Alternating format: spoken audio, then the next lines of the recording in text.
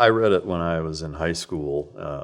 I got into it. I won't go into it. I've shared it before, but it was kind of an underground before MMA existed. It was kind of a precursor to that. It was just it was based on Okinawan karate, but we did wrestling and judo and boxing and whatever. But my sensei at that time was very well read and recommended a bunch of good reads. That was one of them, but it talks in depth very specifically about what you're talking about. It's more towards the practical application of martial arts, Right. similar to shooting would be, but it also talks a lot about kind of that samurai culture of going through painful procedures or whatever, like some of the applications of like having surgeries done with no anesthesia, but prepping yourself mentally and laying there and focusing on one spot on the wall and imagining what it would look like with this light facing this way. What would it feel like if you rubbed it with your finger? What about the back of your hand? Does it smell different? Just like hyper focusing on all this stuff. But it talks a lot about, if you want to call it manifesting or visualization or whatever, is really, really fascinating. We actually did it in my high school or on my high school swim team as well.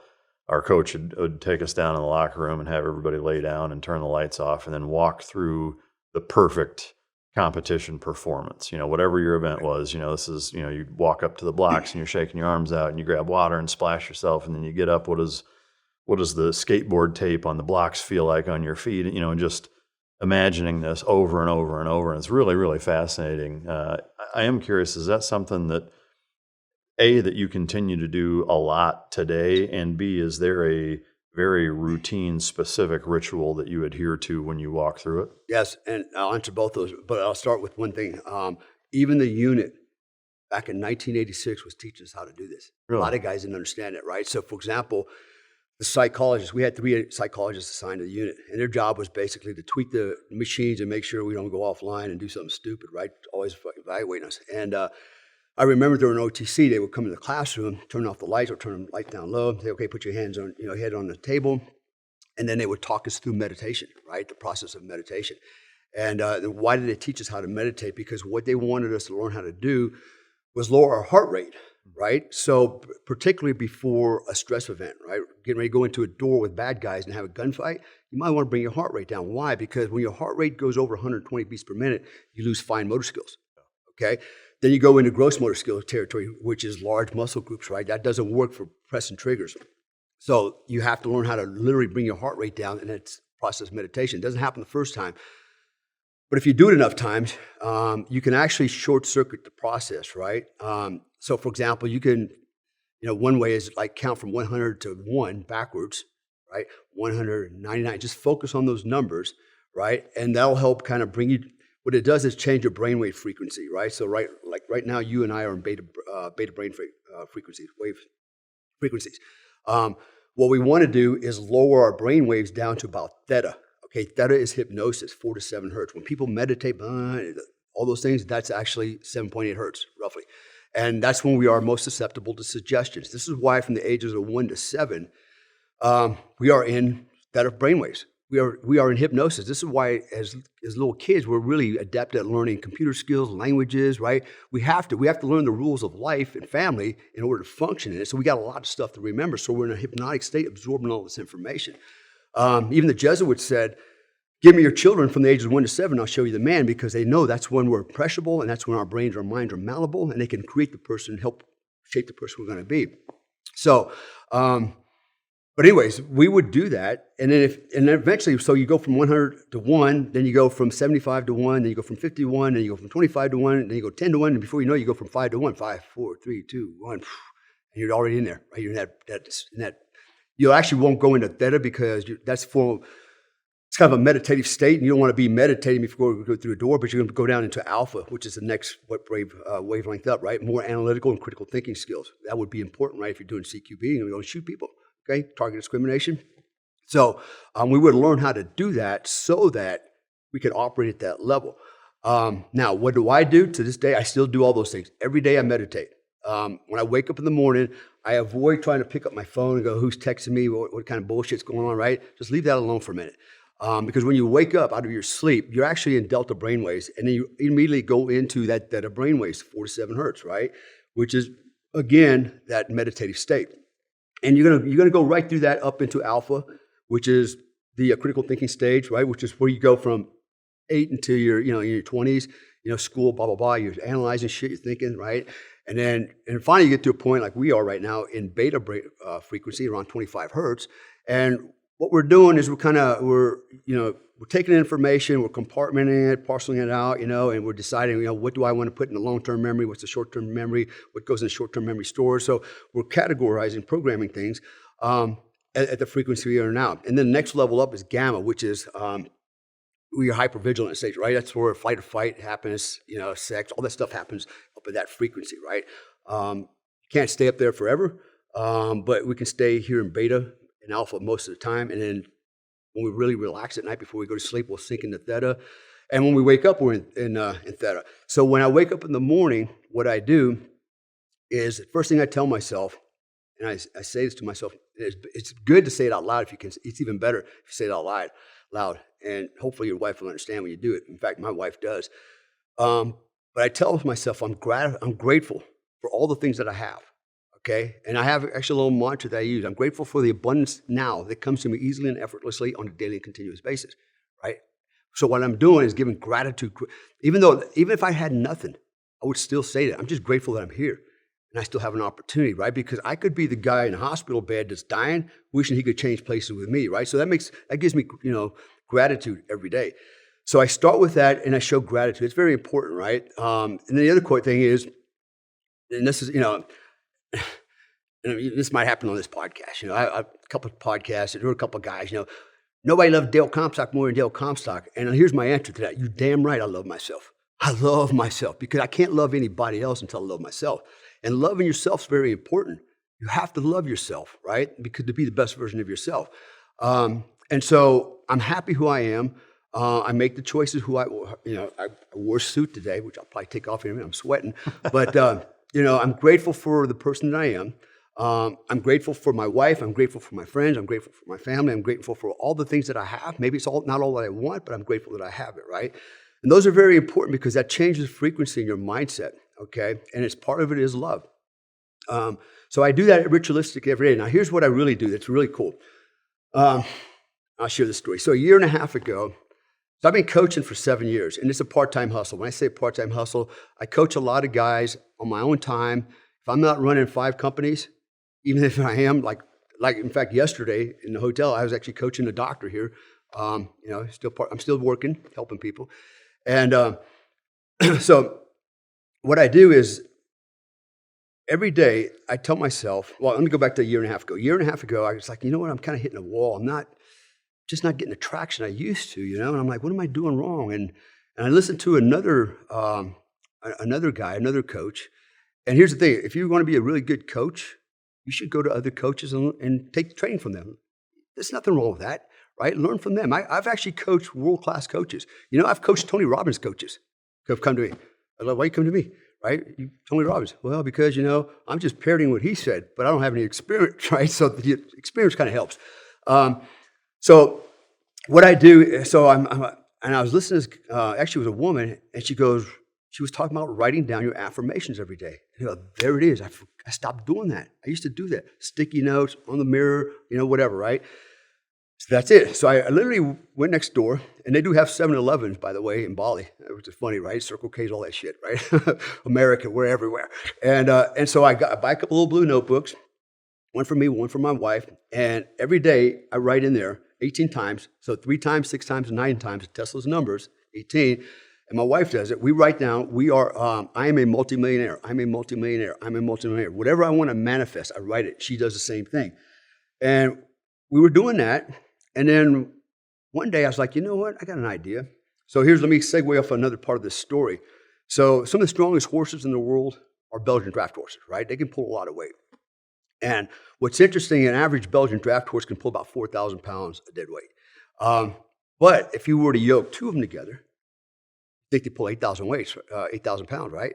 They pull 16,000 pounds. Like, how does that work, right? And they've done studies on this were, for example, they would put horses together in pasture. They would live together, eat together, right? And then they yoke them together after 3 months. And these horses were pulling 32,000 pounds. Damn, where did that come from? And then I think the world record is 52,000 pounds for 2 brothers, right? So exponentially, and I thought about that. I was like, you know what? And some people will argue that horses are very competitive, and they are, especially the males, right? But that's not enough to pull that kind of a load for 2 horses. It's more than that.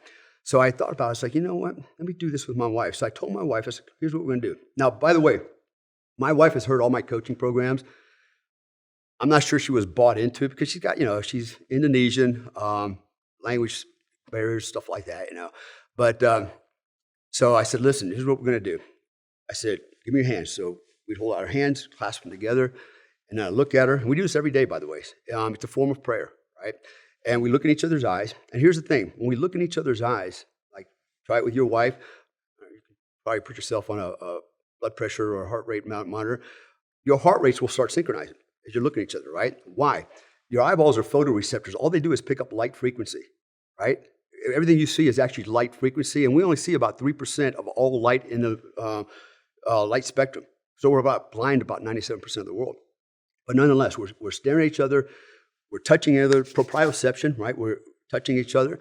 We're within 6 feet of each other, so we're within each other's ether, which we also have E-field around us, right? Energy, a sixth sense.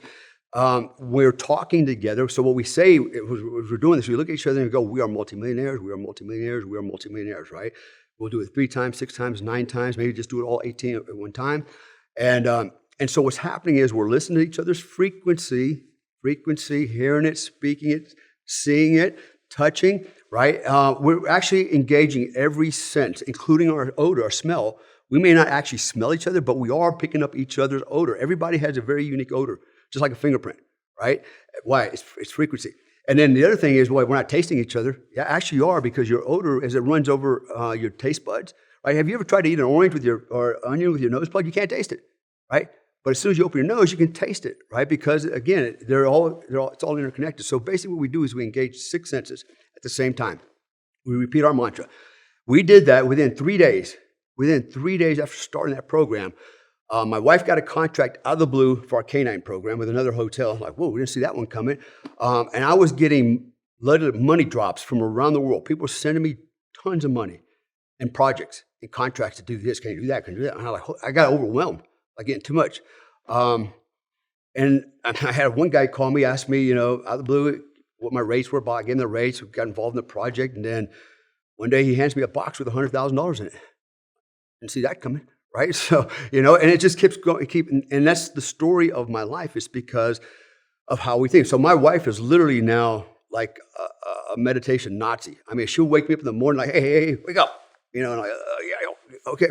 And we do this thing every day. It's a form of prayer. Now, if you think about it, when we pray, if you pray to God, right, for something, people sometimes get their prayers answered. You know why they get their prayers answered? Because they have what? Faith. They're praying to somebody they may have never actually seen or been around, but they have faith he's up there, right? And so they pray to him because they believe it, and hey, my answer's prayer. Then you get some other guy comes, that's bullshit. Let me try this. Hey, give me, and then nothing happens because he doesn't actually have faith, right? But what we're doing is the same thing. We have faith that it works because it's already been working. It's been working over and over and over. So we know it's going to work. So let's go ahead and pray for some more stuff is what we're doing. Do you do that the very first thing when you wake up? No. It's ideal in the morning, we're good. And usually what happens is my wife's already up. And so, she's cooking breakfast. And but at some point during the day, we'll do that. And sometimes she'll come in the room and go, hey, wake up, come on, let's do this, right? And do the prayer thing. But you can do it at any time. There's no set time. But you got to remember, you want to be kind of calm when you do it. You don't want to be all anxious and ramped up, and, you want to kind of do it when you're nice and calm and relaxed, kind of bring those brain waves down. And this is why the music was important, right? I mentioned earlier, because the music brought me to another level. It lowered me down to that brainwave. I was very comfortable, at that point, at stage. And that allowed me to tune the nervous system. Literally, when I say tuning or calibrating, what happens is when you repeat, for example, imagine right now, are you right-handed or left-handed? Both. I mean, I write and shoot left-handed, eat left-handed. Physically, I'm right-hand dominant. Okay, which way, you throw a baseball, which hand? Right-handed. Okay, now if I said throw a baseball with your left hand, right? Like me, you'd be like, Well, yeah, I mean, that's one thing. I'm a little ambidextrous that way Okay. because I eat right and shoot left-handed. So Yeah. I like even pieing corners and shit, switching shoulders Yeah. was a little easier for me. I wouldn't say I'm as good left-handed, but better than most people, I think. yeah. No, so, but the average person is like, all of a sudden now you got to do something with your left hand. It's kind of awkward, right? Yeah. But if you practice enough, eventually you smooth it out. You can throw like your right hand. What are we doing? What we're doing is through the nervous system, we're sending nervous signals down the neural pathways, and we're learning to recruit the right muscles in the right order so that we can sequentially throw that ball in a straight line, right? At first, we're throwing it all over the place because we haven't coordinated the program yet.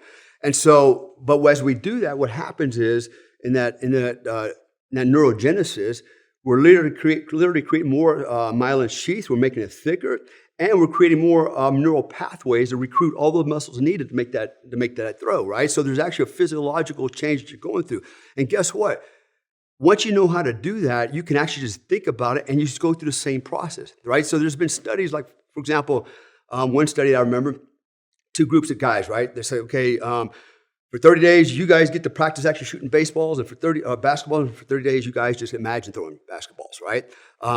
And guess what happened after 30 days? They tested them, and the guys that didn't throw a basketball actually performed as well or better than the other guys did. Why? Because they imagined that ball, the trajectory going into the hoop every time. And now here, I would caveat that with this. If you never pick up a basketball, you're probably going to screw it up the first time, right? So I would argue that, you got to at least feel the ball, feel the weight, actually take a couple shots, get a kind of feel for what it takes to put that ball in. And then you can just focus on it, right? And you're going to do the same thing. You're going to develop your nervous system for that performance. It's everything. You mentioned martial arts earlier. When, the Zen stuff, but when we do katas and forms, what are we doing, right? Slow techniques, right? What we're doing is we're literally tuning and calibrating the nervous system to throw the punches correctly, right? And so it's a static form of training, but eventually as we start getting better, it's the same analogy as shooting, right? Slow is smooth is fast. It's the same thing. Once you get really good at that, you can do it faster, and then you go from static training to fluid training, then to dynamic training, maybe even all-out combat, right? So it's a progression. So it's a long answer to your question, but at the end of the day, yes, I do it all the time. I actually do it now riding my motorcycle, driving my car. I'm not got my eyes closed going, I can actually focus on whatever it is I want to master while I'm actually being active, doing something, right? And the cool thing about like a motorcycle and a car, right? The wheels on the road, the engine, the vibration, it transfers through your body.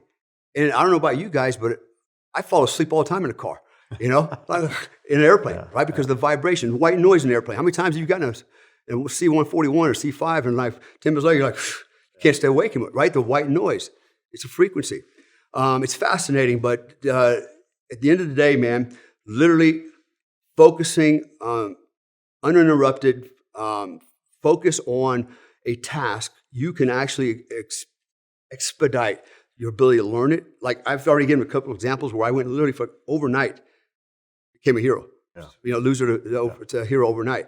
So it does work that way, but most guys can't sit still long enough. And there's a process when I do the meditation, right? It's, I have to literally, in the unit, what we were taught to do was close our eyes. Every time we exhale, say the word med, M-E-D, right, for meditation. You can use any word you want, dog, cat, I don't care, right? But it's a focal point. So as I was saying it to you just now, I just saw the big white letters, M-E-D. As soon as I said that, they're already popping in my head, right? That's my focal point. And what it keeps me from doing is focusing on the dog barking outside, the wife yelling at me, whatever, right? I'm just focusing on one thing. That's why I like the earmuffs. I'm completely isolated from all the stimulus around me. Every time I exhale, I say the word med, and eventually what's going to happen within a minute or so, you activate the pineal gland. Now, the pineal gland produces DMT. No shit, right? So psychedelics. And this is why if you do it, you'll start seeing colors, waves of colors and light flashes. That's when you're down at around 4 to 7 hertz, right? You're in that mindset. And when I hit that point is when I start focusing on the task that I want to learn. I don't focus on multiple tasks. Like I wouldn't focus on, shooting a weapon and throwing a basketball. They're unrelated, right? I'm just putting a lot of shit into my program. It's going to get confusing, right? So I just focus on what I want to master right now. If I want to focus on the basketball later, I do it later. But I kind of keep those things separate, right? And just think of it as downloading software into your hard drive that you're going to run the program off for the rest of your life. Yeah.